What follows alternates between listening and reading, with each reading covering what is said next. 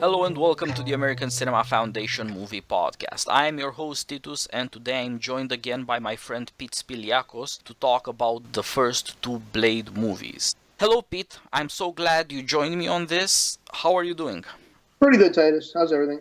Oh, fine over here. I started thinking this is the time, although we had talked before about Marxian class analysis in the original Blade, because now black heroes are in the news. The new Black Panther movie is getting rave reviews before the audience actually gets to see it, and by all accounts it seems like it's going to be an okay movie, but not great.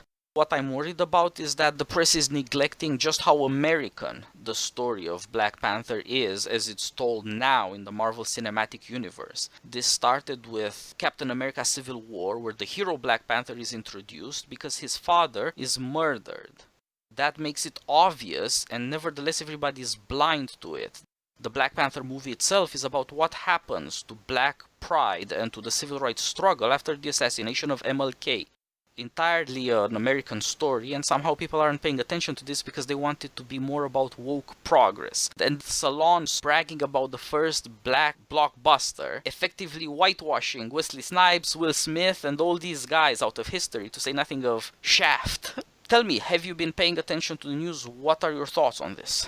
Well, I think the Salon story it has the revenue model of saying stupid things so that people would say, hey, look at this stupid thing, and they would share that stupid thing. And I think on some level somebody was thinking, hey, you know what, this isn't right. And they're like, hey, that's okay. It's okay that it's not right. Not right is our model. That's Newsweek's model. We'll write something stupid and have people complain about it. It's easier to write something stupid than to write something smart. And that's what they did. And to be fair, even though the article itself was bad, it produced good responses, like Sonny Bunch, where he basically says, hey, listen, I mean, not only is Blade a black superhero movie, it's the beginning of a modern superhero movie glut. It is pioneering. Superhero movies were largely dead after Batman and Robin. And Blade basically said, oh, you know what? It's an unknown character. You can tell these really great stories, and people will come to see it. And people didn't stop watching superhero movies because they didn't like superhero movies. It's they didn't like watching bad superhero movies. And Blade is extremely influential as being a forerunner and an inspiration to both the DC and the Marvel movies that we see today. Blade is also one of the great left-wing political movies in the fantasy genre of the last 20 or 30 years. And I also want to talk about David Goyer, who was the writer on it. I think David Goyer really doesn't get the appreciation that he deserves as a writer. He has worked within the fantasy genre in a lot of different intellectual traditions, and he's produced some really good work. Start with Dark City. It's a story about, do we have souls? Are we the products of social forces in the same way that the buildings that are constantly changing the products of social forces? Or are the buildings themselves and our own lives somehow a reflection of our own souls? And I think that was a really good version of that story. Now, when he partnered with the Nolans, in the DC movies, you see themes like justice as defined by Socrates. You also have the relationship of the individual to the community, which is a central question of Plato's Republic. You have Batman trilogy, you have Aristotle and regime cycles. Then again, you also have the Orestias issues of what is the rule of law, what is the rule of personal justice, how does one transition from the rule of law to personal justice? So he's basically worked within the Greek dramatic tradition. He's worked within the 20th century existentialist tradition. And with Blade, he works within the Marxian tradition, where basically he looks at the political and social forces of late 20th century America and says, you know, a lot of the internet billionaires that we are worshiping, there's actually something really dangerous there. That we should not idealize these people. There's something potentially really exploitative there. I recognized the left-wing movies right away, even though I was relatively young. But it's relatively recently that I've seen the similarities between Blade and the Roddy Piper movie from about 10 years earlier called They Live, where the protagonist learns that, oh my God, this America of opportunity that I see is actually being ruled by these aliens. And Blade takes the same idea. Instead of America being ruled and exploited by aliens, they're vampires. But it's the same basic principle. Only Blade says instead of them being traditional 1980s-style Gordon Gekko businessmen, it's actually a conflict between blue bloods, a hereditary aristocracy, and a meritocratic half-vampire or made vampire class who represents an early version of the internet billionaires who are trying to transform American society from the more staid and cautious versions of oppression that the traditional pureblood vampires have. Yes, David S. Goyer has an uncanny ability to dramatize ways of thinking that are very, very different. Dark City, the Alex Proyas movie from 1998, which is now a cult classic, as we say, but was not a success on release, has Rufus Sewell as the protagonist, try to account for what it means to live on the outer edges. He is all of a sudden left without community, all the habits, all the repetition, all the security of the world in which we live. And as you put it, he has to figure out whether he really has a soul, whether there are things that he will not do when played with by a cruel fate. That's something we find easy to dramatize. On the other hand, you have Blade, who is about black pride. Wesley Snipes got into this project for Blade because he was in talks to be Black Panther. And one thing led to another, projects changed, and he eventually became Blade. Seen from Blade's perspective, from the underclass, from the underworld, from below, wealth in America is massively unjust and tyrannic. You see this Marxist view of America. As you put it, there are two types of exploiters. An older, more WASP class, more hereditary than meritocratic, more oligarchic than tyrannic. But on the other hand, you have these new half-breeds, half vampire, half human, like Blade himself, but on the opposite end of the social scale. The antagonist in Blade, played by Steven Dorff, called Deacon Frost, he is, as you put it to me, a Silicon Valley billionaire. He's a meritocrat, he's super intelligent, he uses computers to decrypt stuff to get knowledge that he can use to get power, and he even has the casual open front shirt look and party attitudes from before the dot-com bubble. It is an uncanny and prescient view of the worry and even fear that this new class of billionaire meritocrats could excite in people. I think it's exactly right. And I think that, if anything, Blade didn't go far enough. Whereas what Frost wears, he wears a silk shirt without a tie and he has the top button unbuttoned. Whereas now it's the hoodie. In other words, he understood that this new class was more informal and it was trying to be more democratic in manners, but was actually far more hierarchical in reality than even the old structures. Being a millionaire in the 1970s got you much less power than being an internet billionaire in 2017 or 2018 along multiple axes. And that's why the first scene is so great, where you have an individual, just a guy off the street, and he thinks he's entering a world of democratic equality in the form of the rave, a world where the rules don't apply, but it's actually going to be okay. But he's actually entered into a much more hierarchical, much more brutal world than he had ever imagined. You have this illusion of this benign post-hierarchical world where you actually have something that has all the trappings of casual life and everyday equality, but is actually a completely brutal dog-eat-dog world. And I actually think that you're right when you talk about Blade as a black superhero.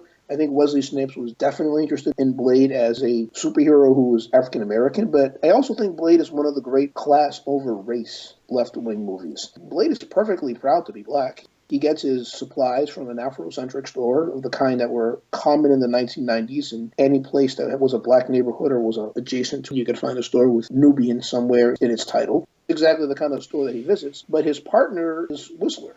On the one hand, they could not be more opposite. Blade is black and he's urban. Whistler is rural, he's white, and he's country. But they're allies. While their cultural differences are real, and neither one of them hides their cultural differences, Whistler does not pretend to be anything but a country western rural guy. Blade does not pretend to be anything but an urban black guy. But they understand that the main axis of conflict is class, not race. It's class, not geography. So they are effectively allies. And I also think to a large extent that explains the Bernie Sanders appeal both to rural whites and to young non-whites. I was looking up some of the polls yesterday. Bernie Sanders did far better among young African Americans than he did among older African Americans. He did far better among young Latinos than he did among older Latinos. It spoke to the possibility that the concentration of wealth that became possible with the advent of the internet, and also a class that's felt itself to be more securely entitled because they're meritocrats rather than inheritors, actually produced a potentially dangerous dynamic. And what I think is especially prescient is, while I think if this Blade movie had been produced 2 years ago in the aftermath of the Great Recession, people said, you know what, it's kind of on the nose. It's just saying what people already think. But it was saying this in 1998, at a time when people honestly believed that the internet was going to make us all rich somehow. we're all going to be millionaires clipping coupons from pets.com.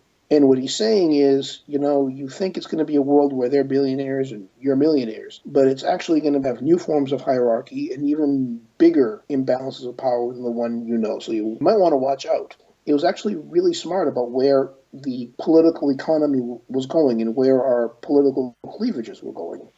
Yes, and we should outline that this is a massive distinction between Marxist left, or a vaguely Marxist-inspired liberalism, and on the other hand, woke progress.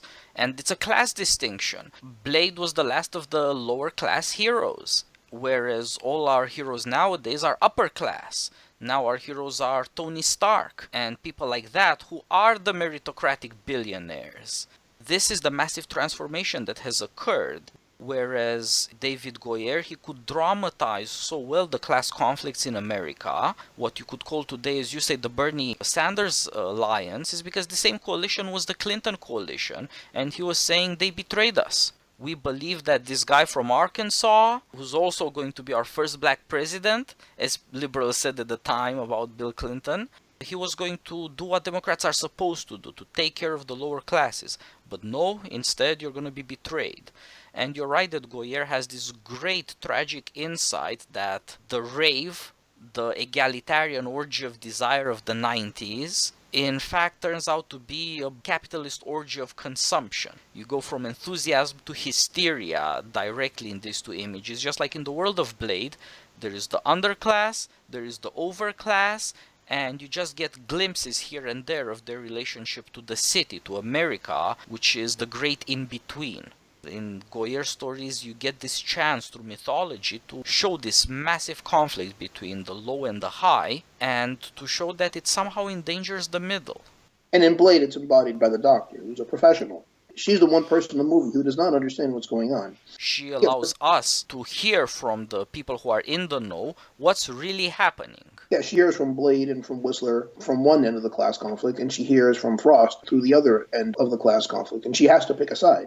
Yes. Ultimately, it's not necessarily a theme of Marx, but it's a theme of the people who are influenced by Marx. And do I think that Goyer is a Marxist? Not necessarily, in the same way that I'm not sure that the Nolans are conservatives. I don't necessarily buy it. But it's somebody who was able to profit from his reading and apply those lenses to a particular story. And I think he really did a good job of telling a left-wing Marxist-influenced story. And once again, I think that They Live is very similar, whereas They Live is a more conventional left-wing story. I think Blade is shrewd about how economic power changes over time within the wealthy. Yes, in Blade you get a more complex generational change and economic change. You're aware that there's a future threat to America. What's happening with globalization, with post-Cold War America, where, as you put it, we were all supposed to end up rich and successful and comfortable and never worry about economic crisis after economic crisis, long recessions, massive political shifts out of popular fear. This was never supposed to happen. We were all supposed to go into the sunlit uplands of history. And so the shock is all the more powerful for how unexpected the return of politics, and with it, of course, of class conflict is. And just like the presence of the black doctor, the woman that Blade and Whistler save, shows you where the middle class audience is and how they're supposed to think about it, as you put it, the alliance between Blade, the black hero, and Whistler, the white country Chris Christopherson, shows a possible class solidarity among Americans that can not only transcend race but assert American dignity. Because these people come from the lower classes, equality is an achievement for them.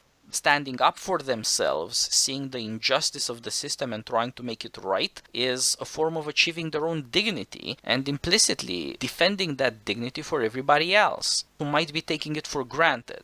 These class structures and where they place characters orient the plot and force you to come to certain realizations and make your decisions in accordance with that. This leads to the revelation in the plot. As you put it, there's a conflict between the blue blood, the aristocratic inheritors, the people who don't really want more. They are afraid of America because they know that whenever you have a lot to lose. And then this new generation of meritocrats who think, no, you can co-opt America. You can persuade people in certain ways. You can sell them on things they don't even understand. If you put the right clothing on the wolf, the sheep will vote for him. That's the attitude of the antagonist. He says, I learn my principles from you. You exploit. You live off of inequality. I'm just taking this to the next logical step. We shouldn't be exploiting people with fear or undercover, with legitimacy and discretion in a limited way. We should be exploiting everybody all the time. Everything is going to be transformed by this new thing that you could call globalized capitalism. The other vampires are afraid of him. They're all local and ethnic and specific. This is just an all-purpose white guy who has no particular allegiance or no particular background. He's not just a techie, casual drugs and partying sort of guy. He's not just a penthouse-owning luxury man. He's also the vampire who wants to get into all kinds of deals with people, who's going out in the open, who is expanding business all the time and therefore attracting more attention, because he knows that's the future. It's globalization. And he thinks he could profit from it by liberating the principle of exploitation. You're a capitalist, you're a bloodsucker, literally. That's the lefty part of the story. By liberating that principle from any prudential restraints, from any of the limits of habit or lack of imagination that previous generations of wealthy exploiters had. And this again, like the black hero Blade, brings up the old American quarrels about equality. The antagonist in Blade is literally saying what you hear Abraham Lincoln say about slavery. It is the old serpent in the Garden of Eden whispering, "You work, I'll eat." That is the beginning of tyranny and the principle of injustice, and Blade as a story is a revolt against that in favor of a dignified American equality. What makes Frost so interesting is, I've been thinking about the David Brooks column for over a couple of weeks. The first one basically talking about people who feel like losers, and if they're losers, it's their fault. If they have a problem in America, it's their problem. And he said the key is to make everyone a change maker. You need to teach everyone that their situation isn't what it needs to be, that they'll invent a new app that'll make everything better. And I think David Brooks would really appreciate Deacon Frost. He wasn't born rich. He wasn't born into the vampire class. He was a regular human being who seized the opportunity of becoming a vampire to hustle, to create something new, to be a dynamist, to appreciate raves. Deacon Frost is the ideal David Brooks changemaker. He's going to start from nothing and he's going to become everything. And if you don't become like Deacon Frost, if you're somebody who's bitten by Deacon Frost, well, you're a loser. That's kind of what you deserve. Yes, that's the ugliest part of the story, and it is true that nowadays, unlike in the hysterical Blade movie, you just see respected columnists left and right say this proudly, openly in the pages of the New York Times. Are you an open-minded, open to change disruptor profiting from the system? Great. Are you not? Then you're not even human. This is the shocking thing. We don't really have in our culture movies that could give you a view of the class situation, of the dangers that our economic arrangements present to our sense of solidarity and to our political institutions. But Blade did a very good job of putting all this on show, and it deserves to have more influence and to have people pay more attention to it than just an entertaining vampire-slaying movie with all the violence and what have you.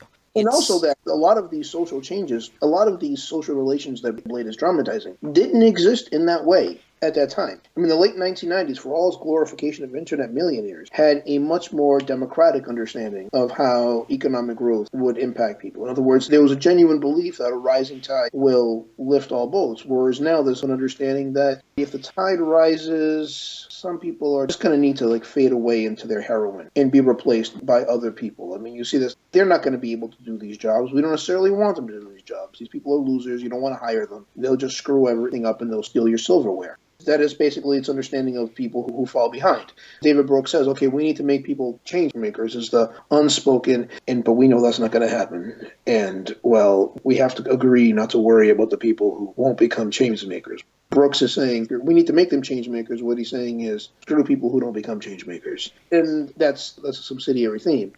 But when he's talking about, in the context of Blade, he's talking about Blade. He's talking about Whistler. But the thing is, Brooks is also talking about Flint. And superficially, he means West Virginia, because if you're a New York Times columnist, it's for some reason okay to think that anything that's going bad in West Virginia is their own fault. But he's really talking about Flint, too. And there's pitiless and also way of speaking from a position of comfort. But there's a glimmer of reality to the bitter contempt of the upper class that you see in Blade that has embedded itself across the political culture in American politics, both on the left and on the right. The left-wing version of that is, well, they're deplorables. These people are racist, sexist. We're not even going to worry about them. They're, in practice, subhuman. That's Brooks is the center-right version of that, and Hillary Clinton is the center-left version of that. Once again, tying the conflicts of Blade into American politics, I suspect that is one of the reasons why I saw very, very little enthusiasm for Hillary Clinton outside of some corners of the white upper middle class. Now, there are a few corners of the white upper middle class where people are genuinely excited by her. They were, generally speaking, older, professional, baby boomer white women. On one level, she was a substitute. They don't think they got as far as they could have because they made certain compromises that they don't think they should have had to be made. And Hillary Clinton has become like a totem for them. She succeeds, they succeed. But among younger people who are probably going to enter the wage earners spectrum, they hated Donald Trump, many of them. Hated him like poison. But they had very little enthusiasm for Hillary Clinton. They voted for her as a lesser evil, emphasis on both lesser and evil. And I think what they saw was that when Bernie Sanders talked about breaking up the banks, she talked about, well, we'll regulate the banks in some way that's not understood, while at the same time taking their huge campaign contributions and their huge honoraria. But we'll give you something too. I mean, the thing is, she was making sectoral deals. I'll give you something, I'll give them something. But there was also an understanding that what you can give her isn't ultimately going to be as valuable as what other people can give her. And you might get something, whereas Donald Trump is the devil. You don't want Donald Trump. There was also an understanding that she would sell you out, just like she would sell out those deplorables that voted for her husband in the 1990s. I mean, the thing is, those people that she is condemning now, she was glad to take their votes when she thought she needed them.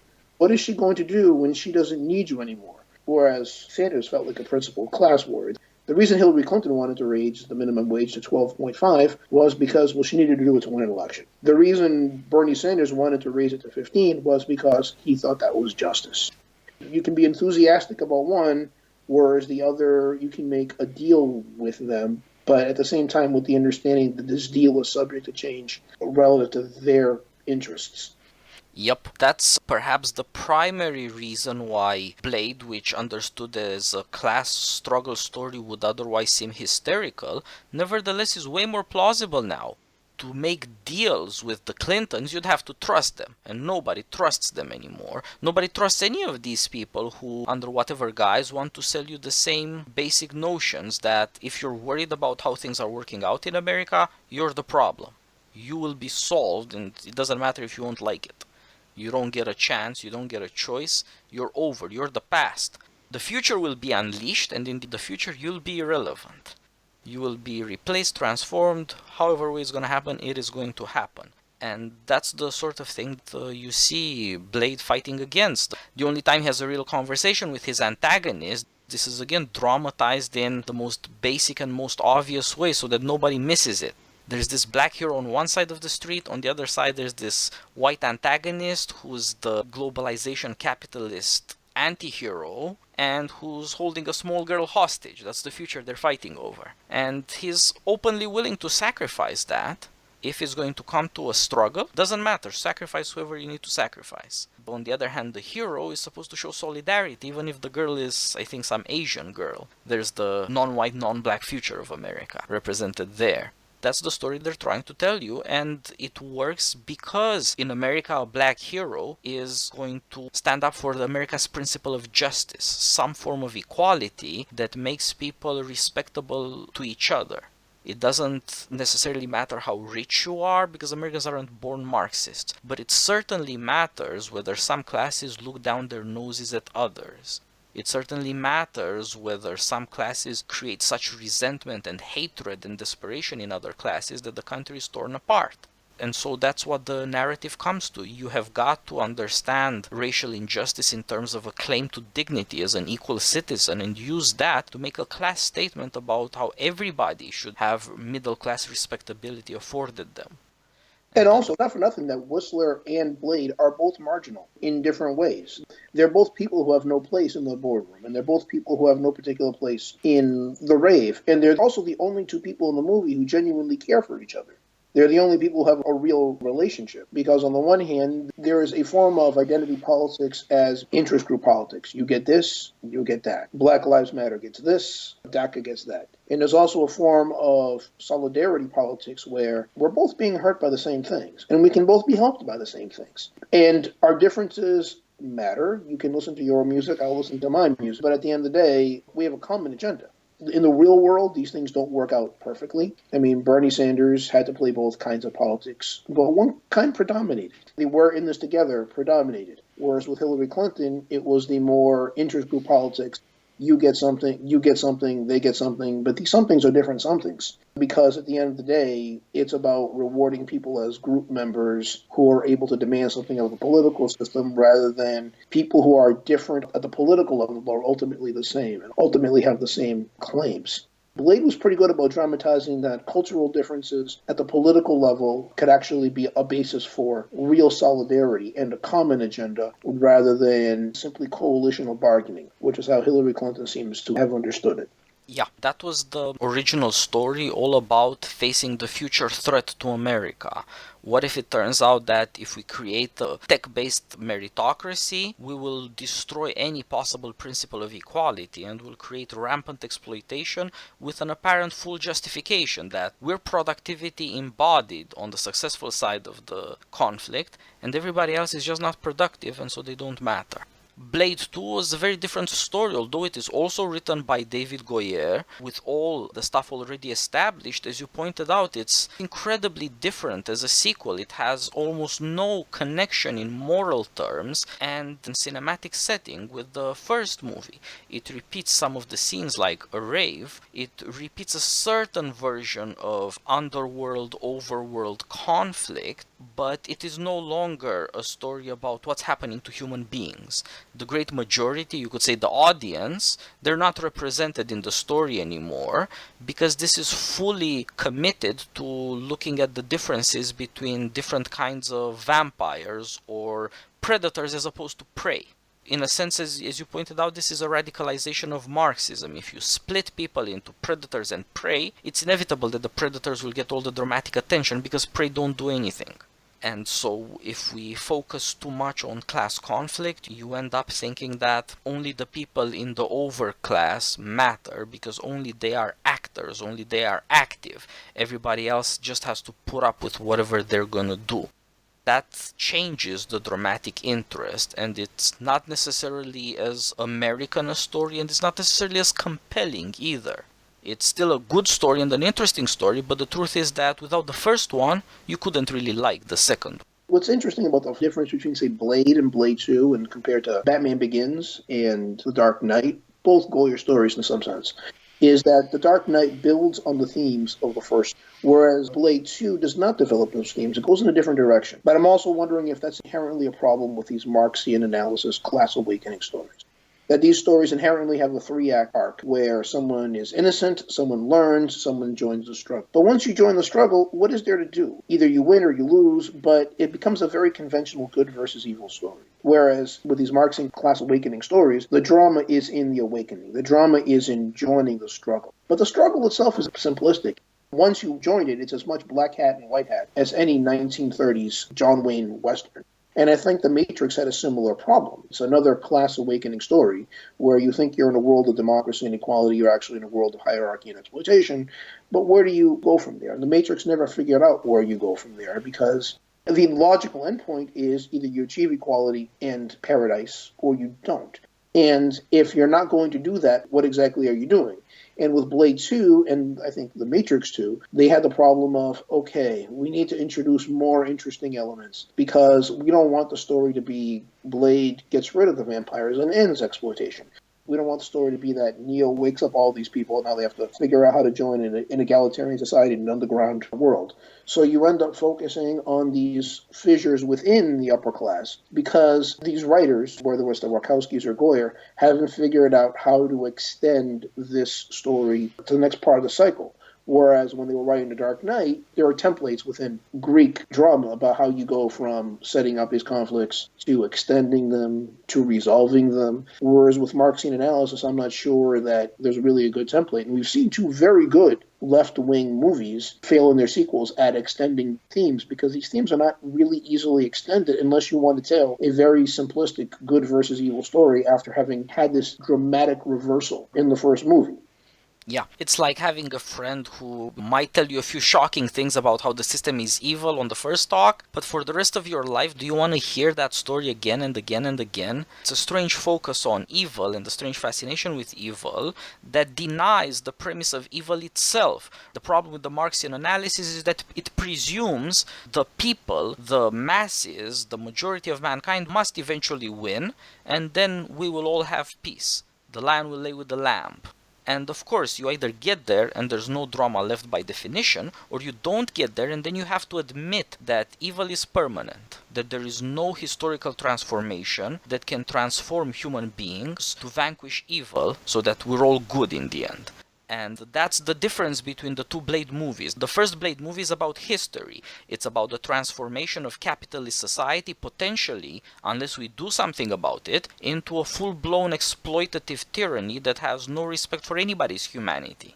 Human beings are no longer able to commit, but also to suffer injustice, to inflict harm, but also to incur it. They're no longer in this ambiguous position of, are you predator, are you prey? All of this is supposed to get resolved in, there's no predators at all left, and everybody is supposed to end up peaceful. And of course, if you do that, you end up with no drama. But if you don't end up with no drama, you must admit, evil is permanent. And this is how Blade switches from a story of history and Marxist transformation of mankind to a story of nature. In Blade 2, the story turns out to be by a series of strange revelations that you could use biotechnology to solve the problem that Marxism can't solve. You don't have to be stuck with being human. You don't have to be stuck with the fear, are you a wolf or are you a sheep? You could use technology to transform being human into something that's permanently successful. This shows up as a past ancient vampires, evil personified, the principle of exploitation of old politics, willing to slaughter anybody to protect themselves. And this principle of family or blood or race doesn't turn into nationalism, which would be another form of history. It turns into biotechnology. You just experiment on genes up until you create something that's you and that's perfect. This will solve the Marxist problem. Basically, Blade 2 says to Blade 1, you're right. The problem is Marxist exploitation. The solution, however, is not Marxist ideology, it's not politics, it's not a class struggle. The solution is technology. As Marx himself said, the machine is the agent of the revolution. In Blade 2 they go to that point. Technology will transform being even a vampire into a whole new kind of monster. Some of this is just uncanny. Marx is forced by his theory to ultimately want to destroy the distinction between men and women, because that biological distinction is the basis of the division of labor. It's about who is needy. So long as men and women are different, women get pregnant, have children, and therefore are needy and not able to provide for themselves. They are dependents. They cannot be fully free agents. So you have to destroy that difference ultimately to create the perfectly free, unalienated individual in the classless society. In Blade 2 you actually get the classless society. It just turns out that it's complete monsters. That it is not human beings who have been pacified. It's not just throwing Prozac at children. It's not just enough socialization and ideological progress and woke journalism. You have to transform their genes. But then it turns out that this underworld that's supposed to be the classless society is a bunch of permanent predators who are no longer male or female. Why? Because for them, eating and reproduction turn out to be the same thing. Whenever they feed, they infect with their monstrosity everything else. And so everybody is permanently a predator without wanting it even. You are compelled by the imperative of survival. This seems to be the result of the biotechnological revolution of changing our nature to get to a system of justice. The system of justice turns out to be not that the lion will sleep with the lamb, it's that everybody will be a monster worse than any lion. That's the strange thing about this second Goyer story, because he focuses on what would these people look like if they really tried to transform, if they felt in the way of vampires this desperate need for life, that you take life to stay alive. If you live beyond your humanity, as human beings, we say there are certain things you cannot do. There are sacred limits. You do not violate human bodies. You do not destroy humanity. But what if you want life at all costs? What if you're not reconciled to the mortality of your body? What if you're not reconciled to vulnerability? That's what the vampires show us. David Goyer's vampires, as opposed to Coppola's, are not sexual fantasies. They're political class fantasies. They have the superpowers of modern science, but also the super weaknesses that we have because of it. We are so afraid of death. We can live to 80 or 90 or 100, but you have to always be worried. You have to live the last third of your life in hospitals. You have all these powers and all these new fears. That's who the vampires are. That's us. That's our modern, super technological, but still vulnerably mortal society. And how are you going to deal with it? Blade 1 and Blade 2 show different solutions because both of them are tied to Blade's own blood. In Blade 2, they want to get at his blood again for a different purpose. They want to do genetic testing and a genetic recreation of this aberration so that they too can be invulnerable. That seems to be the strange, uncanny achievement of Blade 2. Figuring out what would we do if we abandon the purposes of ideological history and instead take on the purpose of recreating our nature. Let's fix mortality by technology. What's interesting is that in Blade 2, humanity largely disappears. In the first movie, the vampires exist as a stratum within this human world. Whereas in the second movie, it's all about vampires. And vampires become a metaphor for our own anxieties and our own worries about our own body. It's not about class conflict. The vampires themselves are ourselves and our own humanity. How do we deal with dying? Well, we deal with dying by these changes to ourselves that might make us immortal. Now, in the vampire sense, it might mean not being vulnerable to garlic or silver anymore. Among human beings, it would be not being vulnerable to aging anymore. Del Toro's, the director's movies, one of the themes is by changing the things that make us mortal or that make us weak, whether vampires or human, we get rid of the good in our humanity as well as the bad. And one of the things I never really found satisfying is I couldn't really identify with these vampires. I think it's pretty easy in the first movie to identify with Blade and with Whistler and with the Doctor who gets caught up in it. Whereas in the second movie, you have these rich vampires. In the context of the movie, they're worried about how to not die in the sun so we can take over the world. Whereas in the first movie, they've kind of already taken over the world. That's the whole point.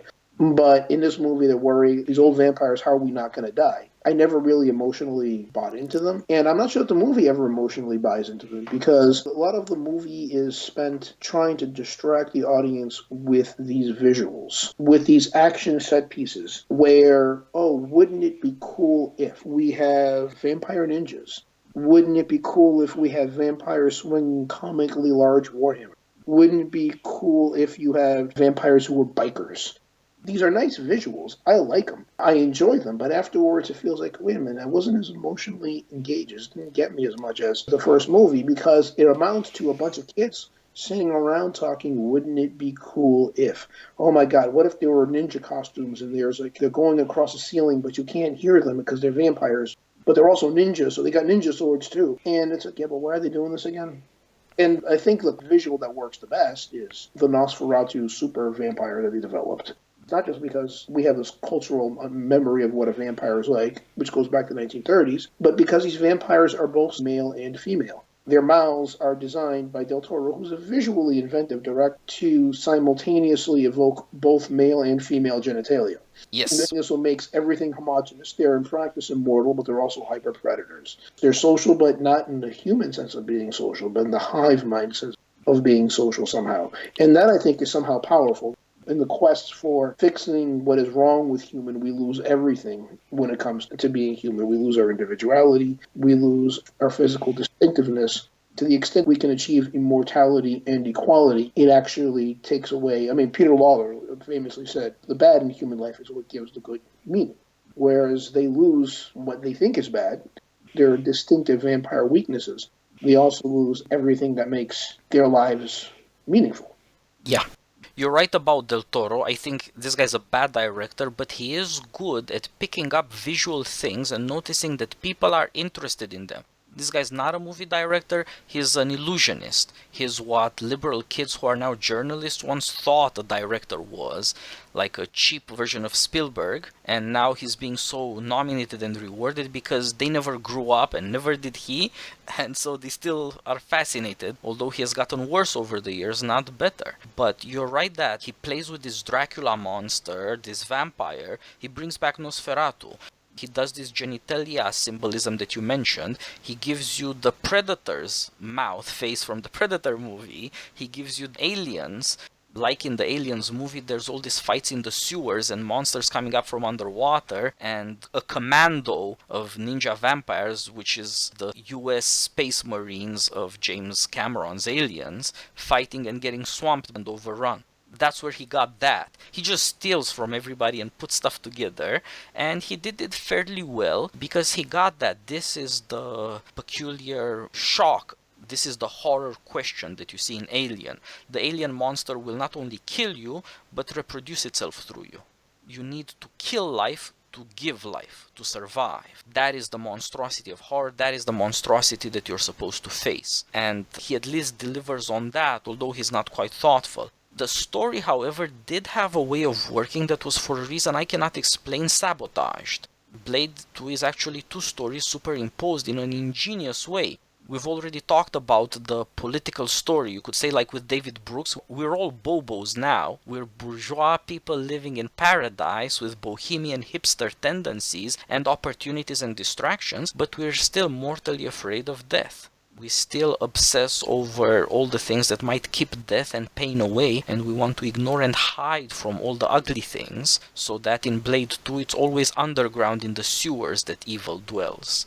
We have evacuated it from the rest of the world, but also that means we cannot get it out of our minds. We're fascinated with this part that we cannot see, the underworld. And this ultimately is a question of biotechnology. Should this be transforming our nature or not?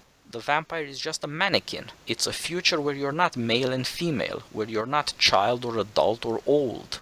You're just a silhouette, a mannequin of a person. And the film shows you in excruciating detail what horror this would actually produce.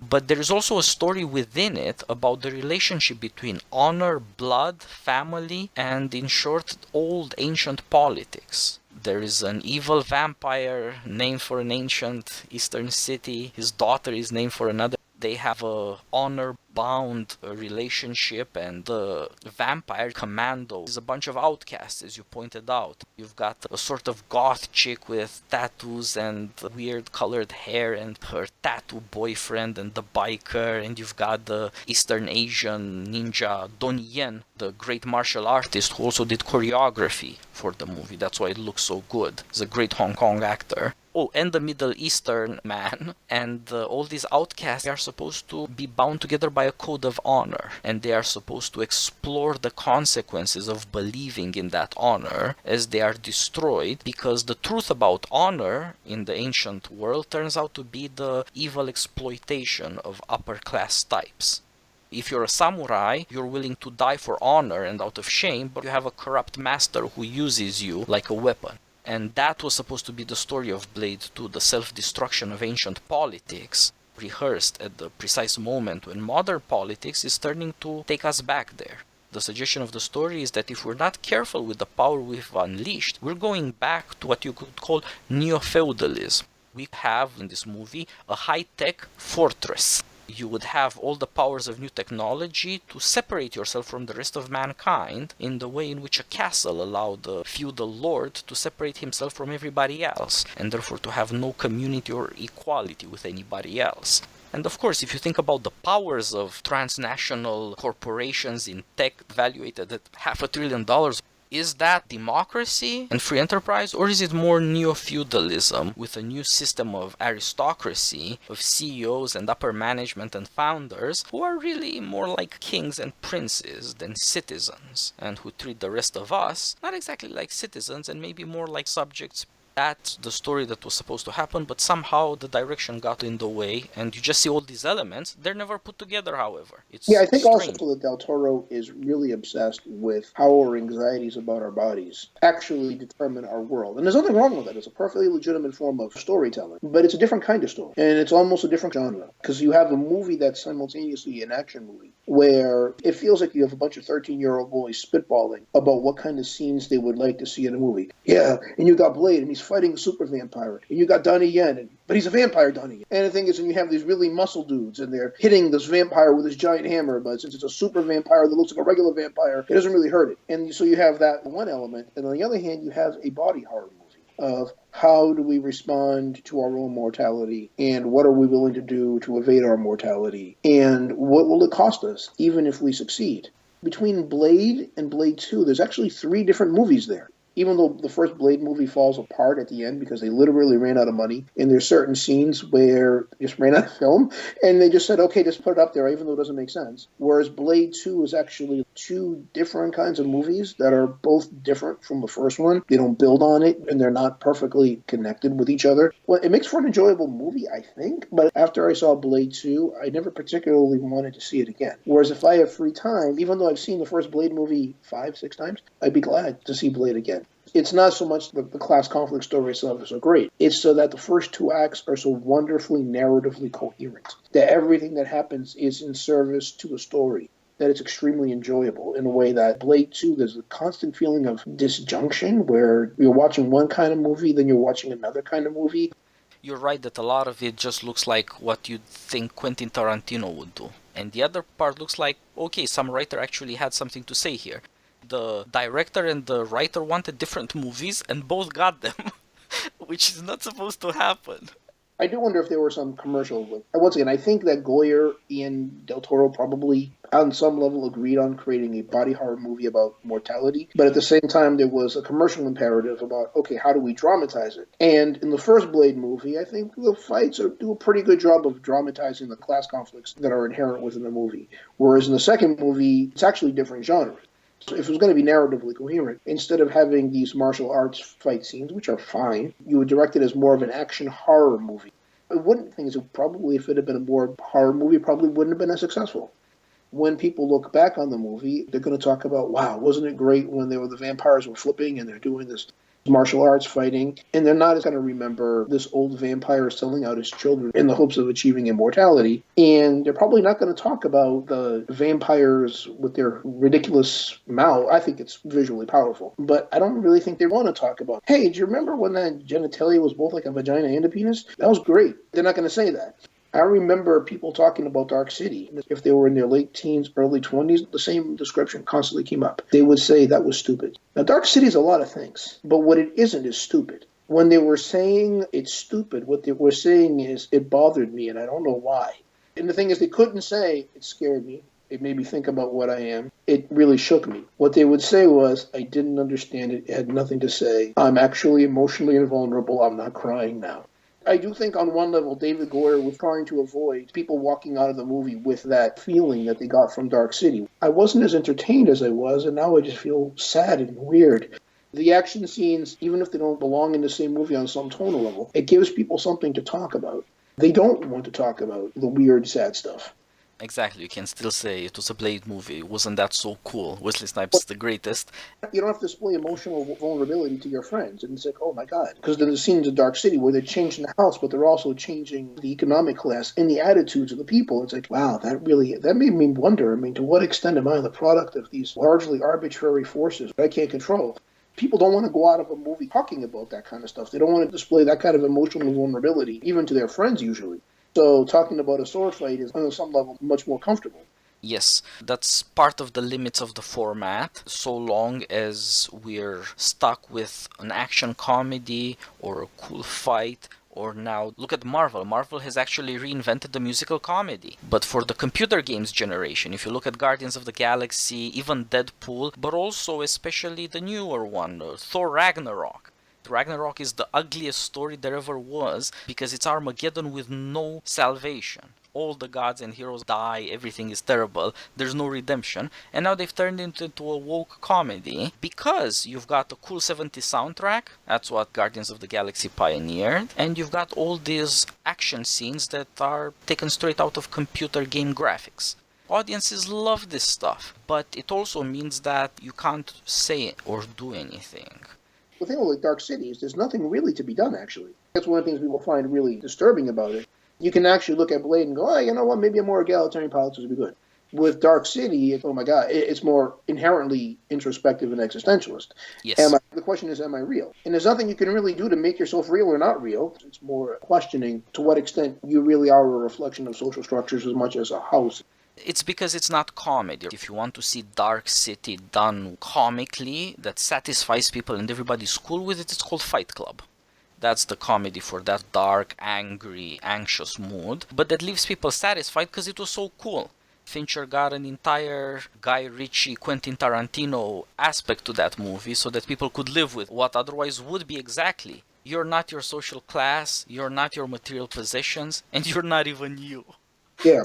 Of course, at least people who see Dark City and are moved by it know what they're dealing with. Whereas people who see Fight Club and loved it and it's a super successful movie have no idea. Why do you get a sense that it's a comedy and what is it really about? It's too well concealed.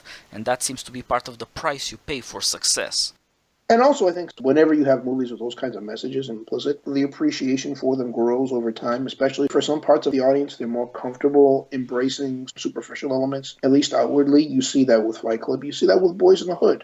It's a movie about the importance of fatherhood. Well, the people who came out of Boys in the Hood, if you're 17 or 18 years old, what's the first kid you're talking about? You're talking about Doughboy. You're talking about Ice Cube, because that's a lot more comfortable. It feels less emotionally vulnerable to embrace that character than to embrace Cuba Gooding Jr.'s character because you don't want to admit weaknesses. But over time, I think that those movies do actually work on people. The first time they feel it, especially when you're relatively younger, when they're talking about it, they don't want to admit in all the ways that they were moved because that feels weak. Yes. Thanks for joining me, Pete. This has been a great conversation. We haven't done so much class analysis of stories before, but there's a great opportunity with this. And let's talk again. Excellent. Thank you very much. Glad to be on. Bye-bye. Bye.